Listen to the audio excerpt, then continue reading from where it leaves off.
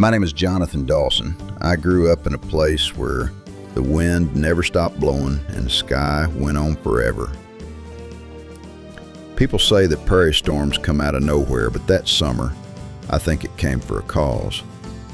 I was only 10 years old then, still more kid than man, but the prairie has a way of making boys into men faster than you might think.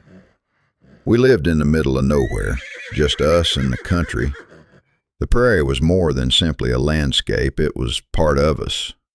You could hear it in the quiet, see it in the way the grass moved like waves on the ocean, and feel it in the sun-baked planks of our old porch. There was Ma, who talked and was as steady as a metronome. She could tell when the cookies were done just by sniffing them. Pa was also quiet, but his calm came from a type of power that didn't need words. There was also Annie, my younger sister. She was only 5 years old and had hair like golden wheat and a spirit too large for her boots. That morning was simply like any other. The sun slowly rose over the fields, and the dew on the grass steamed off like breath from the ground. Pa had already been outside for a long time, taking care of the animals. I could hear his boots scratching on the ground and the barn door creaking in the distance. While she was kneading bread at the table, Ma was a hymn that I didn't know the name of, but knew by memory. While I sat beneath the apple tree whittling a stick into something, Annie chased a fowl halfway across the yard. I recall thinking that the air was different. You learn how to interpret the sky out here. Not just for storms, but also for feelings. In the sky that day, it was holding its breath. By noon, Pa stepped in for some water. His shirt collar was black with sweat. He storms brewing in his normal short style, and then he gently put his hat down. Mom glanced up but didn't say anything. She didn't have to. We've gone through hurricanes before. Some were so loud that they rocked your chest, but this time, Pa's voice was broken. Not terror, but caution. The type that came from having lived long enough to know what nature could do when it got angry. He told me to assist him board the lower windows after lunch while Ma got the lanterns ready. Annie repeated, asking if she might wear her Sunday dress, and Ma smiled. Annie liked to dress up even when it was stormy. The sky changed from blue to gray around mid-afternoon, the shade of gray that blocks out light. It wasn't simply overcast, it was like the sun had gone away. The wind had also gotten stronger. At first it was a soft nudge, like someone touching your shoulder, but it quickly turned into a push. The dust rose in spirals.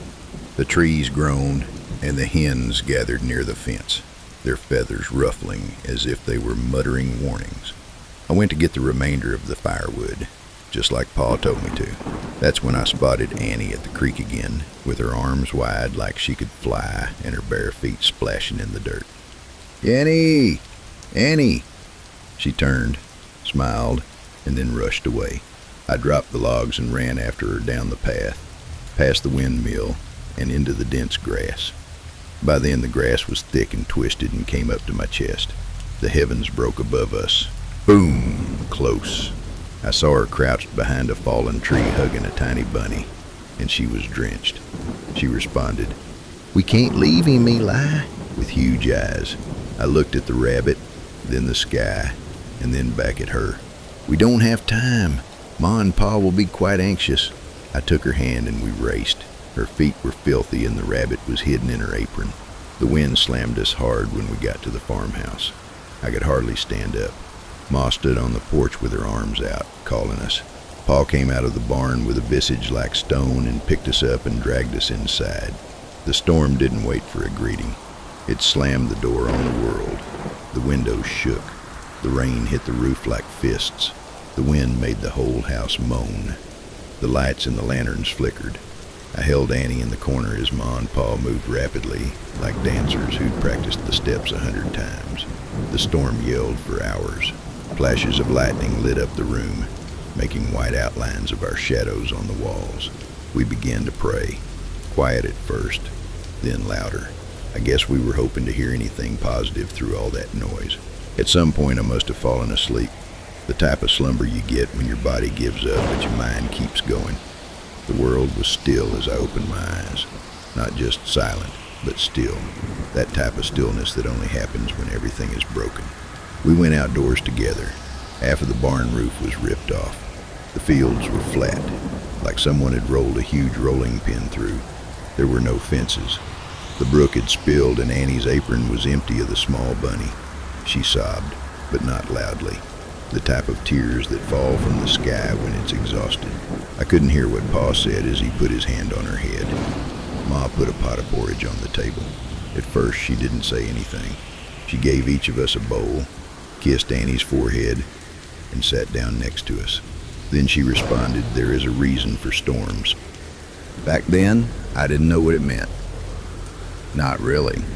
But when I glanced about and saw the shattered boards, the dirt on our clothes, and the mess we had to clean up, I realized that we were together.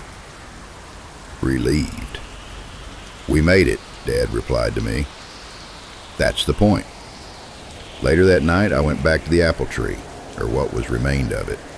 There was a broken branch on the ground. I grabbed the stick I had been carving that morning, cleaned off the muck, and sat down on the grass. I thought about how quickly the sky might change, and how quickly life could change.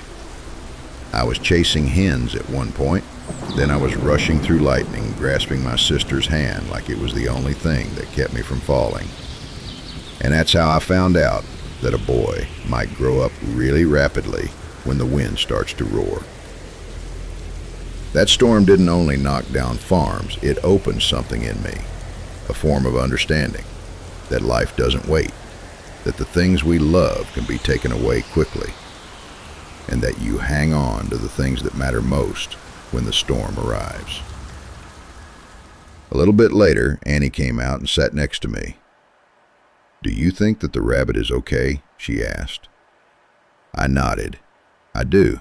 He could have a dry burrow somewhere. It's possible that he's warm." She rested her head on my shoulder. "You were brave today, Eli." I didn't feel brave, but you don't always have to feel it to be it. I cut the stick into a form that didn't look like much. It may be a horse or a bird, but I still handed it to her. She grinned and clutched it like it was worth a lot of money. And that night, when the final clouds moved west and the stars came back into the sky, I understood something else. Storms might knock you down, but they also show you who is strong enough to get back up. Next time, I'll tell you about the time I pursued a horse that got away. But that's a story for another fire.